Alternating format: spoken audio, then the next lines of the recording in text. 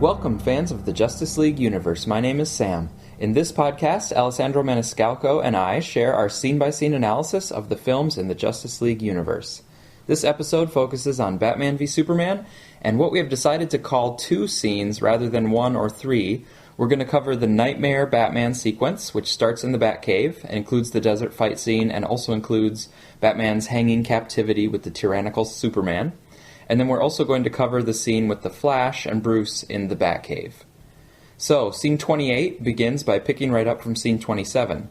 Bruce now has his data drive with the hacked files from Lex. As Man of Steel Answers pointed out, it's very likely that Lex intended for Bruce to steal these files, because not only do they contain information on how to weaponize kryptonite, which Lex would want Bruce to have, but they also show that there are other metahumans out there, and so Batman needs to take out Superman to also preempt the possible threats implied by those other powerful beings. If there's even a 1% chance of Superman turning evil, then that chance is multiplied by 5 or 6 or 7 or more if there are many more superpowered metahumans. Bruce brings back the drive to the Batcave, where he has his decrypting technology that is powerful enough to break through even Lex's data protections. It's kind of funny that there is literally the word decrypting on the screen before we go into Bruce's vision, and then Bruce and us, the audience, are about to see something that we're going to have to decrypt and unpack. Now, we don't actually see Bruce nodding off, but after the nightmare sequence, we do see him popping his head up off the desk like he just woke up. That led many people in the audience to assume that the Nightmare Desert sequence was all a dream. And then those same people say it's a plot hole because you can't gain new knowledge in a dream, and so how did Bruce dream about Darkseid's Omega Symbol and the Parademons? Two simple counter-arguments to this. One, yes, people can dream about crazy desert landscapes and weird winged monsters. If Bruce had that dream, he would just think, whoa, there were these crazy flying monsters in my dream. But I think the bigger point of it all was that it would be really bad if Superman turned into a tyrant. It's only when we, the audience, bring in our outside perspective with the knowledge that Darkseid and the Parademons are actual real things in the DC universe. That's when it seems to be a contradiction. Which leads me to counter-argument number 2. None of that dream stuff actually matters because this is not a dream. Alessandro and myself, and many others, interpret the desert scene with the Tyrannical Superman as a vision of a possible future. And the vision was able to enter Bruce's consciousness because of a rift in the space-time continuum. Where did the rift come from? Well, the Flash, of course. As we'll see in a few minutes, the Flash from the future is coming back to try to warn Bruce of something, and in doing so, he created the conditions under which Bruce could have the vision. So overall, it's a vision, not a dream. And this isn't just us making up an interpretation. Zack Snyder said the following in an Empire magazine interview. I think it's okay to look at the extended dream sequence as an impressionistic view of a possible future. That's in the sequence, so I'm not like spoiling anything or making up anything that you didn't see. So the connection with the Flash, part of that sequence you can speculate if, whether or not Flash is coming from that reality or another one. But that's the fun stuff to try and figure out, exactly what Flash is saying to Bruce and what he means. We know, so we're not making it up. End quote. Further evidence within the movie that this stuff is not a dream, or a dream within a dream, but a real occurrence, is that the papers are flying off the desk around Bruce when he finally quote-unquote wakes up. They are flying because there was actually the Flash there showing up through a space-time boom tube or some other sort of time-traveling technology, maybe the Speed Force. Oh, and another quick thing before we get into the desert sequence, because we want to be able to enjoy it without detractors ruining it. Some critics of the movie have said that these scenes do not serve any purpose in the plot of BVS, and were obviously just thrown in there to tease a future movie and to show an angry Superman taking out Batman. Now, while it's true that Goyer and Terrio's script did not originally include this scene, and Zack Snyder was the main person who wanted to add it in, it is also true that these scenes definitely do connect to the plot of BVS. In seeing how bleak life is, and how terrifying it would be to have a tyrannical Superman, this scene and these scenes together give Bruce that much more conviction that he needs to go forward in his efforts to take out Superman. And the cryptic message from the Flash also seems to Bruce to be a warning about the danger of Superman. More on that when we get to it, but these scenes definitely make sense within the arc of rising tension that we're following with Bruce's character. Oh, and another thing that supports Zack Snyder's idea about adding in this scene is that it's actually been a long time since the movie has had an action sequence. Seriously, this is scene 28 by our count, and there hasn't been a legitimate action sequence since scene 2 with the Black Zero event. There were some moments of action in Africa, but that wasn't an action scene overall, at least not in the theatrical cut. And scene 7 had Batman in it for a few seconds, but it wasn't an action scene. There was some brief underground fighting, and then there was the slow-motion Superman rescue scenes, but none of those qualify as an action scene in the sense of an action movie. So we're 50 minutes into the movie, and we're just about to get our second action sequence. That's why it's ridiculous that we've actually seen some people complain that BVS is just a mindless action movie with visuals but no substance. I think those people are just mindlessly applying a critique that has been used in the past on other movies, like the Transformers movies or typical lowbrow action flicks. That critique doesn't really apply here at all. The filmmakers have taken basically the first hour of this movie to set up and explore the characters' psychologies, to put those characters into a realistic and complex world very similar to our own, and to have subtle interplay between characters, like Lex and Finch, Bruce and Diana, and Clark and Perry. So if anything, the complaint would be that there has not been enough action in this movie so far. And that's a fair complaint if what you were expecting or what you were wanting was wall-to-wall action. But it's not really a critique of BVS on its own terms. It's only a critique in terms of the movie not being the type of movie that the critic wanted it to be. BVS is a rich character drama that finds its spots to put in great action scenes, but it does not follow the conventions of a typical action movie. So to criticize it based on action movie grounds is like criticizing a thriller for not having enough comedy. Okay, one more preliminary comment, and then I promise we're going to go through the scene.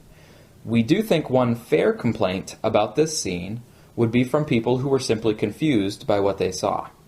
Many people in the general audience didn't have any context for interpreting the Omega symbol, and they didn't know what a parademon was. They also probably didn't know about the Injustice games or comics that involve Superman turning into a sort of dictator after losing Lois. And many people didn't know that it was the Flash talking to Bruce through the time breach or boom tube. So for those people, it's legitimate to complain and say that these scenes were confusing. And comic book readers cannot blame those people for not reading all the comic books, like Crisis on Infinite Earths, to know the significance of the Flash appearing from a white light with a warning, because only a very small minority of the movie-going audience are comic book readers, probably like 300 to 400,000 people out of millions. And the movies should be able to appeal to a broad range of fans, not just comic book fans. That being said, hopefully people who were somewhat confused by these scenes would be open-minded and not let it ruin the movie, but would instead think, that was weird, I wonder if they will connect to that in the Justice League movie. And then just be okay with the confusion, and at least see the connection to Bruce being more committed now to taking out Superman because of this danger from the vision of Superman turning evil. Alright, enough preliminaries, let's get into the nightmare sequence itself. And we're not actually going to go through every single detail, because there are a lot of analyses of this scene that you can find online.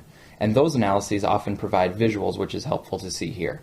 So what we're going to do is just give some main observations. First of all, Batman opens a door and steps out from underground. As Geek Pride 5 on Twitter noticed, you can see the burnt-out Wayne Manor in the background. So Batman is actually coming out of the Batcave. And the dried-out desert that he's looking over is the same bay that he earlier looked over from his lake house window. It's the bay between Metropolis and Gotham that has dried up. We get to soak in the great color scheme of this scene, with oranges and browns that help bring across the dustiness and desolation. We also get to see Batman's awesome desert outfit with his trench coat instead of his normal cape. Notably, Batman here is carrying a gun around his shoulder, and he has some goggles on his forehead and cargo pants. Many people have pointed out similarities to the costume from the Gotham by Gaslight Elseworld comic book. And while there are some slight connections to that costume, it is also somewhat Michael Wilkinson's own creation of a Batman costume that fits into a desert-type landscape and an underground guerrilla rebellion-type situation. Out in the landscape, we also see volcanic explosions or fire pits. This is what Apokolips looks like, home of Darkseid. So either Darkseid has conquered Earth, with Superman as his sort of general or servant, or perhaps the giant Omega symbol on the ground, which is Darkseid's insignia, is indicating the planet is now ready for invasion by Darkseid's forces. The symbol has been used that way in the comics. So Batman sees a truck driving across the dried-out bay, and that allows us to cut to the truck arriving and Batman approaching the truck. He asks, "Did you get it, the rock?" This, of course, refers to kryptonite. So we have here a situation in a possible future where Batman is still trying to get his hands on a large enough piece of kryptonite to use as a weapon against Superman. And perhaps back in the present timeline, if he could have gotten that kryptonite earlier and used it, he could have prevented this whole apocalyptic situation. The man responds, "Yeah, we got it." So we presume that this man and the other men standing around must be part of the same group, a rebellion force against a tyrannical Superman. We then get a quick glimpse of a cloaked figure standing behind some men as Batman gets into the truck.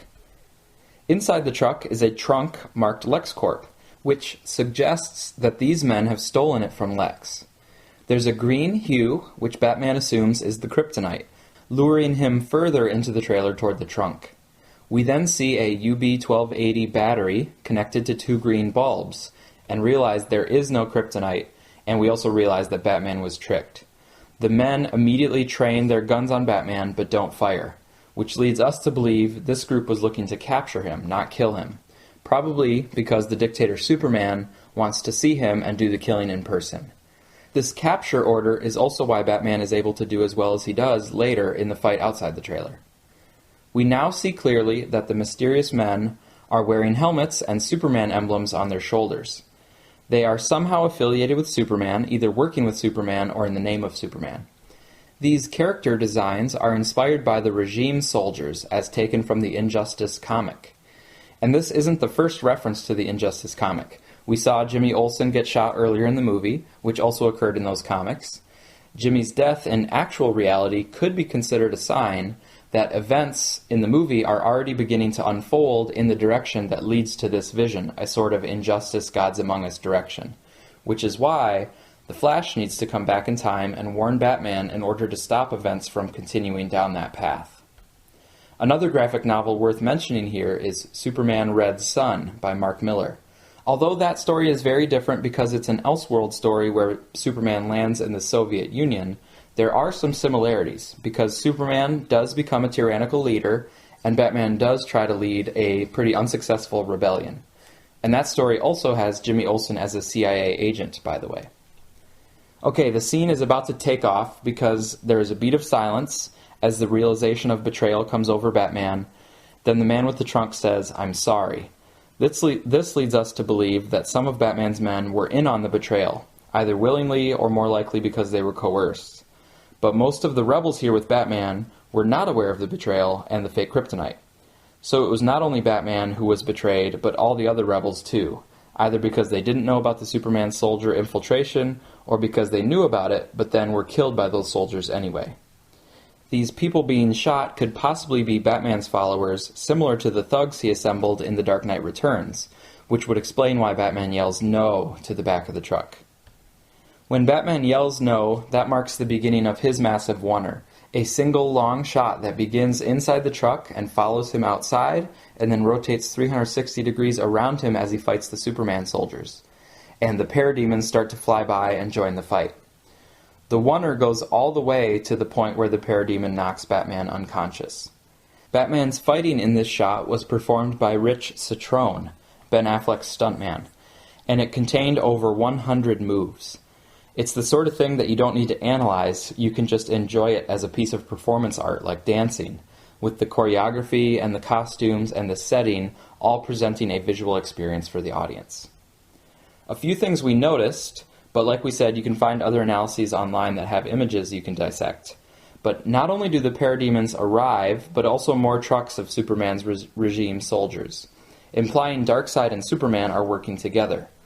But is Superman willingly working with Darkseid, or has he been coerced? Is Darkseid making Superman think Lois is dead, or was Darkseid behind Lois's actual death? Or did Lois's death happen separately, and Darkseid just took advantage of it, of Superman's bereavement? There is also some iconography and soldier costumes that evoke the dictatorship of the Third Reich in Germany. There's also a moment in the middle of the fight when Batman helps up one of his fellow rebels, possibly a woman, and another moment where Batman seems to kill a regime soldier by breaking his neck, which of course reminds everyone of Zod's death in Man of Steel. Also, here are some observations from listeners that we can all corroborate next week when we get to watch this scene again and replay it over and over. Stoka XXL on YouTube observed that the World Engine terraforming sound from Man of Steel came back here in the sound mix for the Knightmare sequence, right at the beginning of the Knightmare. And the sound was also used when Bruce opened the mausoleum door in scene 17. In both of those instances, Bruce opens a door, metaphorically, into unhappiness or doom.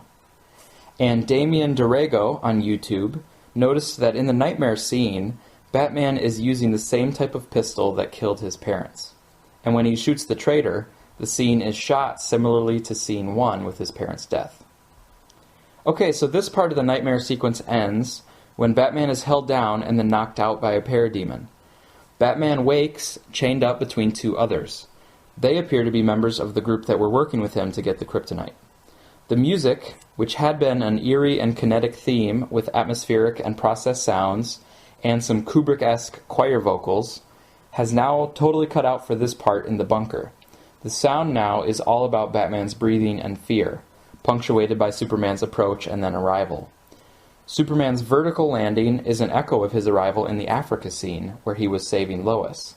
However, here, it's Bruce being held instead of Lois, and instead of saving Lois, in this scene, Superman has come to kill the person he blames for losing Lois. The eerie music starts to swell back up, and the regime soldiers bow to Superman, showing respect as one would do to a ruler, and just as they do in Injustice: Gods Among Us. The sand swirls forward, and Superman walks straight toward the camera, which now goes back into focus. This shot puts us right in the position of Batman. Superman uses his heat vision to kill the two other men with ease, and without a second thought. So if you haven't yet picked up on the clues that Superman has become an evil tyrant in the possible future, it should be pretty clear now. Superman pulls off Batman's cowl. This metaphorically strips Bruce of his Batman identity, which marks the complete failure of his efforts as Batman. And this connects back to reality, where he is having his sort of midlife crisis about his efforts as Batman, and here in the possible future, where he has failed to lead the rebellion against Superman. So Superman strips away the bat, and then puts his hand right through the heart of the man, killing Bruce as well. The way Superman kills Bruce is similar to what Superman does to the Joker in the Injustice comic book. In that story, the Joker was responsible for Lois's death, and here, Superman blames Bruce for losing Lois, though of course we don't know the whole story of what happened to her. Superman's actual line is, "She was my world, and you took her from me." So we're just assuming that the she refers to Lois Lane, but I think it's a pretty safe assumption, given that he calls her his world later in the movie, and there are multiple stories where Superman has negative reactions to losing or possibly losing Lois. And the repeated question throughout the movie of what is Superman's world and what does it mean to him is obviously referenced here, but we'll cover that idea more in later scenes when we have more time available.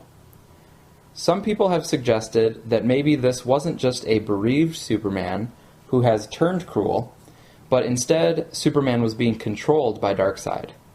We tend to think that Superman has just lost it because of Lois's death, especially if the manner of Lois's death was brutal or somehow inadvertently involved Superman himself. For example, in Injustice, spoilers for Injustice by the way, it's not just Lois who dies, but she was pregnant with Superman and their child. Given the engagement ring Lois receives at the end of this movie, it wouldn't be far-fetched to think that she might be pregnant in this alternate timeline before her death. That would give Superman a dangerous mix of grief, guilt, and anger. As for Darkseid, his ultimate desire is usually the anti-life equation, a scientific formula that would allow him to control the mind of any living thing.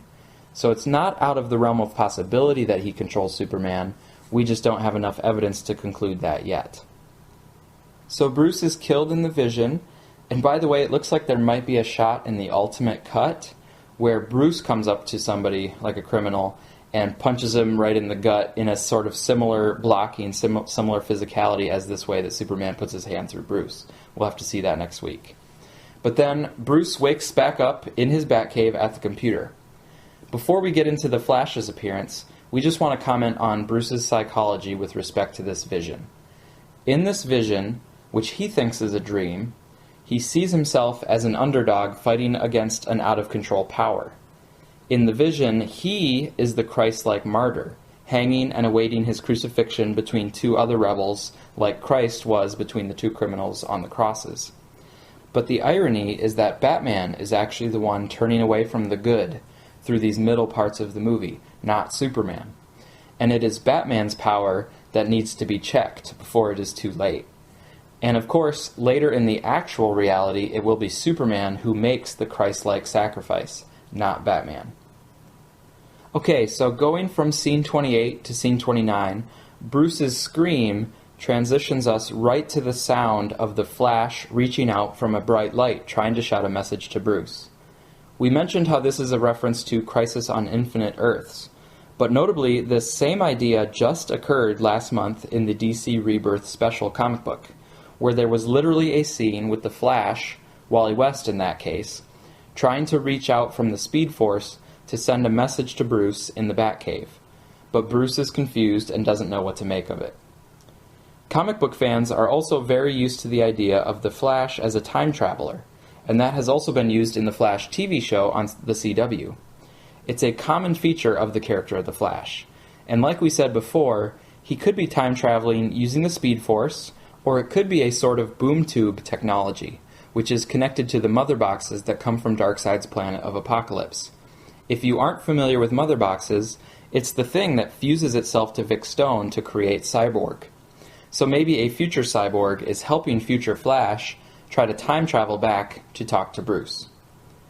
Okay, so some people didn't recognize that this was Ezra Miller as the Flash, and he does look older than in the security camera footage, and his suit is different than a usual Flash suit, possibly because it's a time-traveling version of his suit rather than the standard version. Some people also had trouble making out the Flash's lines here, so here's what we think the Flash said. Bruce, Bruce, listen to me now. It's Lois, Lois Lane. She's the key. Am I too soon? I'm too soon. You're right about him. You've always been right about him. Fear him. Find us. You have to find us. So these lines basically cover three main points. First, that Lois Lane is the key. To what? We don't know. But this confirms what Superman said in the vision where he was blaming Batman for taking her from him. Second, Bruce was right to fear him. Who is the him? Bruce interprets it to mean Superman, but it's not actually specified. It's a vague pronoun. Third, the Flash encourages Bruce to find us, probably referring to the Justice League members.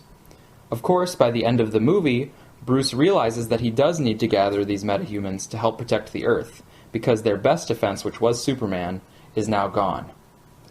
The other key thing here with the Flash is that he realizes to himself that he's too soon. This is how we know it's a time-traveling Flash, and he meant to get a message to a more knowledgeable Bruce.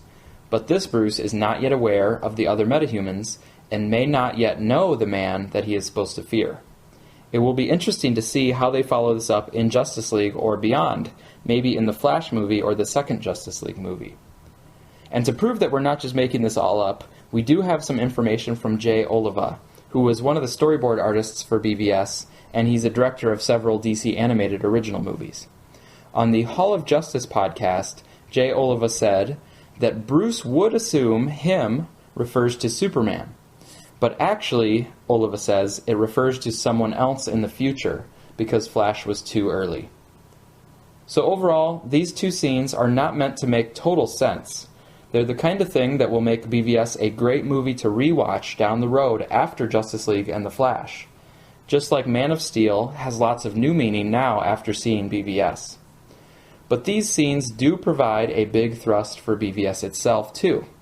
It gives us an action break before the Batmobile chase that's coming in scene 34, And it also makes Batman now more determined to continue forward, because he is rationalizing to himself that he needs to kill Superman to remove even the chance of this type of future coming to pass. And after Bruce pulls himself out of this cynical psychology, these scenes are still important because they serve as part of a warning of what might be coming. And so Batman needs to pull together the Justice League. The other piece that will spur on Bruce's need to rally the metahumans is, of course, Lex Luthor's cryptic warning at the very end of the movie. And speaking of Lex, scene 29 ends with Bruce finally breaking through Lex's encryption. This allows him to see that the White Portuguese is actually a ship in the port of Gotham. So previously Bruce knew the White Portuguese was something connected to the kryptonite, but now he knows what it is and where.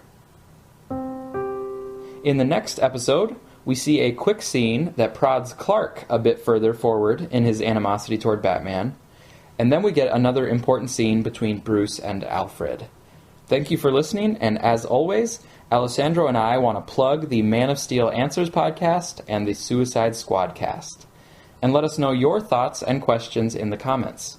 And by the way, we do plan to have a special episode on the Ultimate Cut next week, which the cut comes out digitally on June 28th.